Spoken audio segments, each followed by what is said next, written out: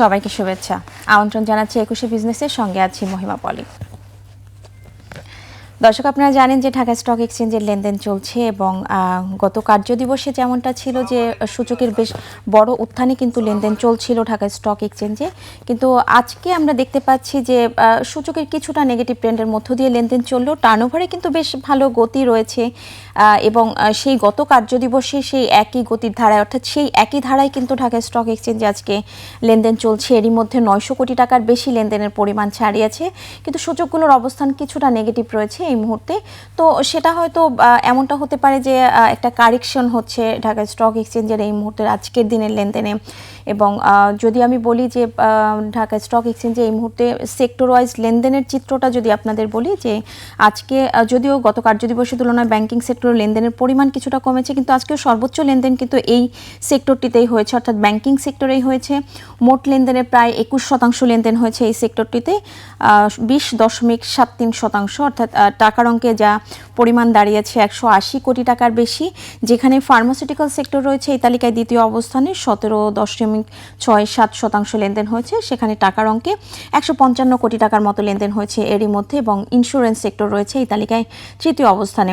তো আমরা যদি এই মুহূর্তে ঢাকা স্টক এক্সচেঞ্জের সূচকের অবস্থানটা একটু দেখি যে কেমন রয়েছে এই মুহূর্তে সূচকের অবস্থান, লেনদেনেরই বা কী চিত্র রয়েছে, সেটা একটু আমরা দেখে নিব এবং আপনাদেরও দেখাবো। চলুন আমরা একটু দেখে নিই যে ঢাকা স্টক এক্সচেঞ্জে এই মুহূর্তে সূচকের অবস্থান কেমন রয়েছে। যেমনটা বলছিলাম যে কিছুটা নেগেটিভ ট্রেন্ডের মধ্য দিয়ে কিন্তু এই মুহূর্তে লেনদেন চলছে ঢাকা স্টক এক্সচেঞ্জে, এবং ডিএসসির প্রধান সূচকটিও নেগেটিভ রয়েছে। যদিও দিনের শুরুটা কিছুটা পজিটিভ ছিল, কিন্তু এই মুহূর্তে আমরা দেখতে পাচ্ছি যে কিছুটা নেগেটিভ ট্রেন্ডের মধ্য দিয়েই লেনদেন চলছে। আপনারা দেখছেন যে 23 পয়েন্টের মতো কমেছে ডিএসসির প্রধান সূচক, 5576 পয়েন্টে এই সূচকের অবস্থান রয়েছে।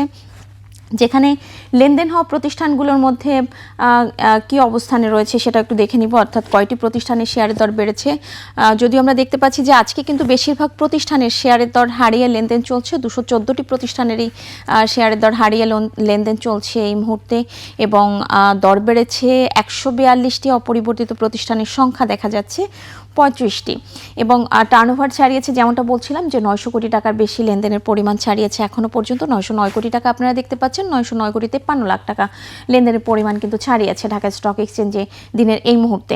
এবং টপ ট্রেডের তালিকায় যে প্রতিষ্ঠানগুলির অবস্থান রয়েছে তাদের মধ্যে কোন 5টি প্রতিষ্ঠান টপ ট্রেডের তালিকায় প্রথমেই উঠে এসেছে সেটা যদি একটু আমরা দেখে নিই।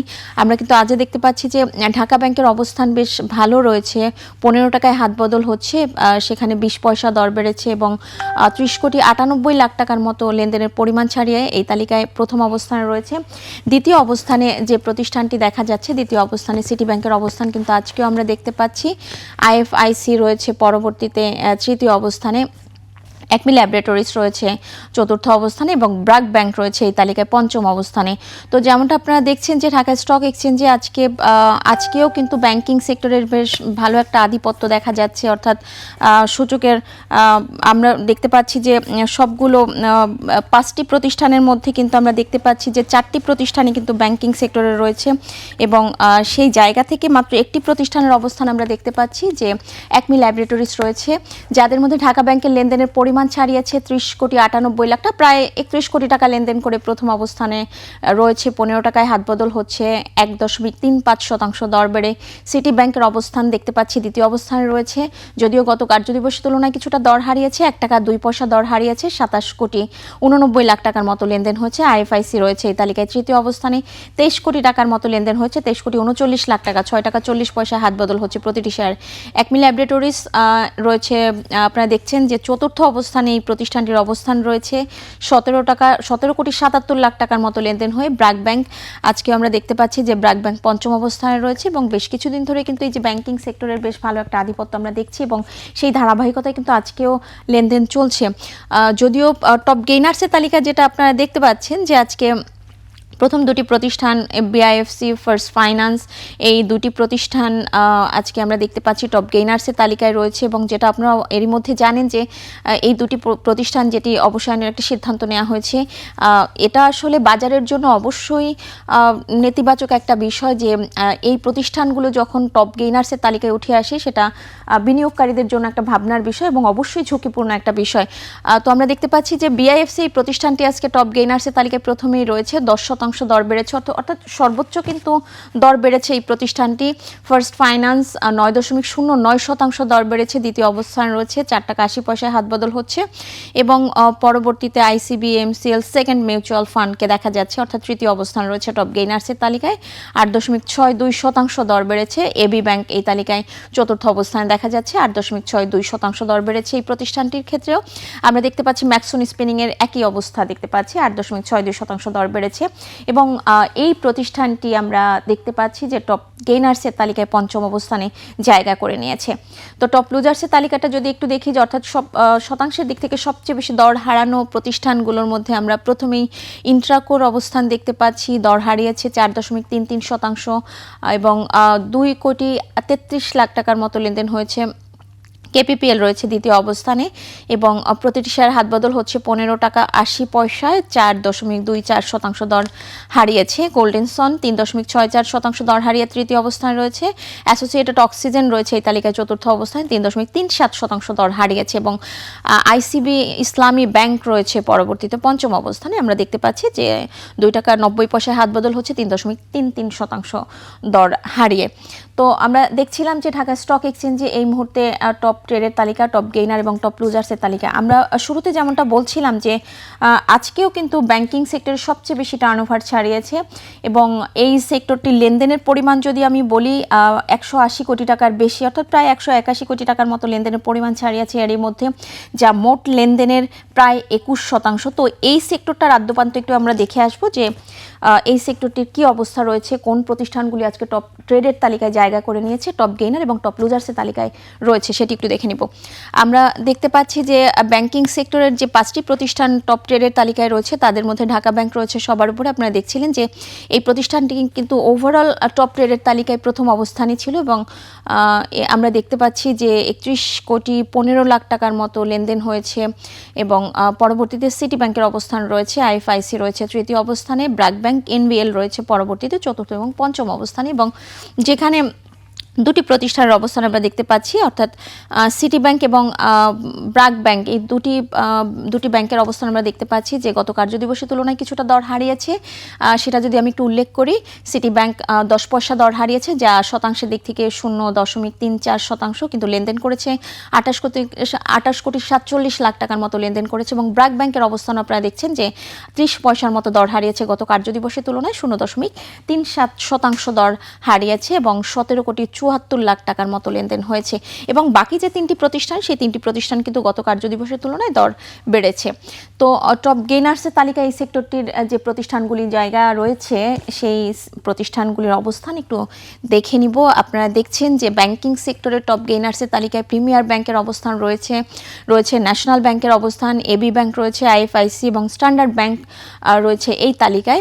এই 5টি প্রতিষ্ঠান আজকে টপ গেইনার্সের তালিকায় রয়েছে ব্যাংকিং সেক্টরের, যাদের অবস্থান আপনারা দেখছেন যে প্রিমিয়ার ব্যাংকের 9.62% দর বেড়েছে, এনবিএল এর 8.89% দর বেড়েছে, এবি ব্যাংকের 8.62% দর বেড়েছে, আইএফআইসি 4.84% দর বেড়েছে এবং স্ট্যান্ডার্ড ব্যাংকের 1.69% দর বেড়েছে। এবং আপনারা দেখছেন যে প্রতিটি প্রতিষ্ঠানের টার্নওভারও কেমন ছাড়িয়েছে এখনো পর্যন্ত। তো টপ গেইনার্সের তালিকাটাও আপনারা দেখে নিলাম এবং এর পর্যায়ে আমরা টপ লুজার্সের তালিকাটা দেখে নিব, অর্থাৎ ব্যাংকিং সেক্টরের যে প্রতিষ্ঠানগুলি টপ লুজার্সের তালিকায় রয়েছে সেটা যদি একটু দেখে নিই। আমরা দেখতে পাচ্ছি যে আজকে মার্কেন্টাইল ব্যাংক রয়েছে এই তালিকায় এবং 3.33% দর হারিয়েছে।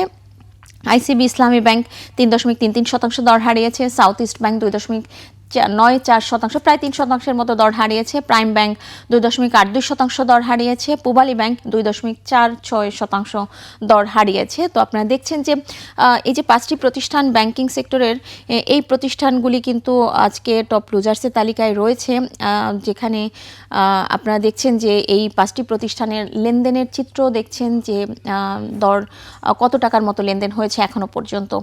এবং যেমনটা আমি বলছিলাম যে ফার্মাসিউটিক্যাল সেক্টর রয়েছে সবচেয়ে বেশি লেনদেন হওয়া সেক্টরগুলোর মধ্যে দ্বিতীয় অবস্থানে, এবং এই সেক্টরটির টার্নওভার যদি আমি একটু বলি যে এই সেক্টরটির এখনো পর্যন্ত লেনদেনের পরিমাণ ছাড়িয়েছে 155 কোটি টাকার বেশি, যা মোট লেনদেনের 17.67%। তো এই সেক্টরটির অবস্থান একটু যদি দেখে নেই, ফার্মাসিউটিক্যাল সেক্টরে যে প্রতিষ্ঠানগুলি আজকে টপ টিয়ারের তালিকায় রয়েছে তাদের মধ্যে প্রথমেই দেখা যাচ্ছে স্কয়ার ফার্মাকে, এবং স্কয়ার ফার্মা 54 কোটি 70 লাখ টাকার মতো লেনদেন করেছে। এশিয়াটিক ল্যাবরেটরিজ রয়েছে দ্বিতীয় অবস্থানে, 20 কোটি 54 লাখ টাকার মতো লেনদেন করেছে। একমি ল্যাবরেটরিজ 17 কোটি 94 লাখ টাকা, প্রায় 18 কোটি টাকার মতো লেনদেন করেছে। এবং বাকি যে দুটি প্রতিষ্ঠান আপনারা দেখছেন যে ওরিয়ন ইনফিউশন এবং বেক্সিমকো ফার্মা, এই দুটি প্রতিষ্ঠান কিন্তু গত কার্যদিবসের তুলনায় কিছুটা দর হারিয়েছে, এবং লেনদেনের চিত্র আপনারা দেখছেন যে 7 কোটি 27 লাখ টাকা, এবং বেক্সিমকো ফার্মা 6 কোটি 65 লাখ টাকার মতো লেনদেন করেছে।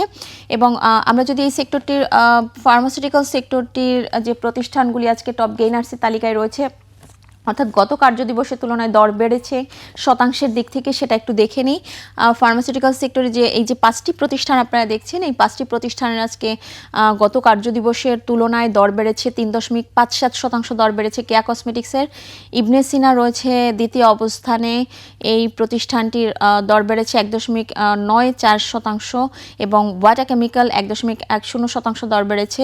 স্কয়ার ফার্মা 1.01% দর বেড়েছে, যেখানে একমি ল্যাবরেটরিজের 1% দর বেড়েছে গত কার্যদিবসের তুলনায়। এবং লেনদেনের চিত্র আপনারা দেখতে পাচ্ছেন যথাক্রমে কেয়া কসমেটিক্স 4 কোটি 85 লাখ টাকা, 4 কোটি 29 লাখ টাকা লেনদেন করেছে। ইবনে সিনা 42 লাখ টাকা লেনদেন করেছে। ওয়াটা কেমিক্যাল 5 কোটি 47 লাখ টাকা লেনদেন করেছে। স্কয়ার ফার্মা এবং একমি ল্যাবরেটরিজ 17 কোটি 94 লাখ টাকার মতো লেনদেন করেছে, যা গত কার্যদিবসের তুলনায় 80 পয়সা দর বেড়েছে আমরা দেখতে পাচ্ছি। এবং এই সেক্টরটির টপ লুজার্সের তালিকায় থাকা প্রতিষ্ঠানগুলো একটু দেখে নেব আমরা। টপ লুজার্সের তালিকায় ফার্মাসিউটিক্যাল সেক্টরের 5টি প্রতিষ্ঠানের অবস্থান একটু দেখে নিব।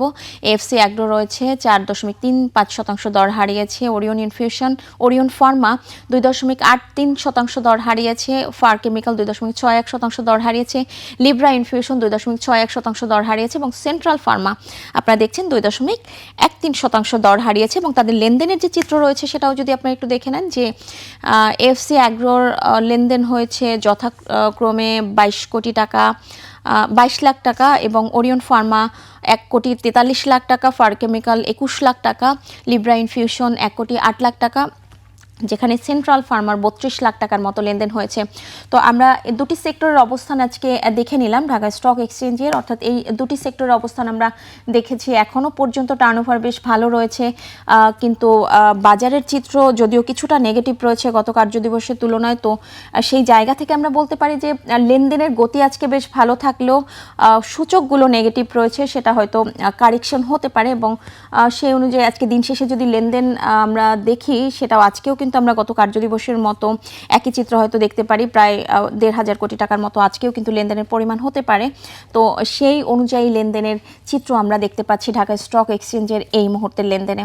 তো দর্শক, আপনারা দেখছিলেন ঢাকা স্টক এক্সচেঞ্জের এই মুহূর্তে লেনদেনের সর্বশেষ চিত্র। নিচ্ছে একটা বিরতি, ফিরছি একটু পরেই, সঙ্গেই থাকুন। বিরতির পর দেশ বিদেশের অর্থনীতি এবং ব্যবসা বাণিজ্যের নানা খবর নিয়ে আসবেন সাদাত হাবিবি সেতু।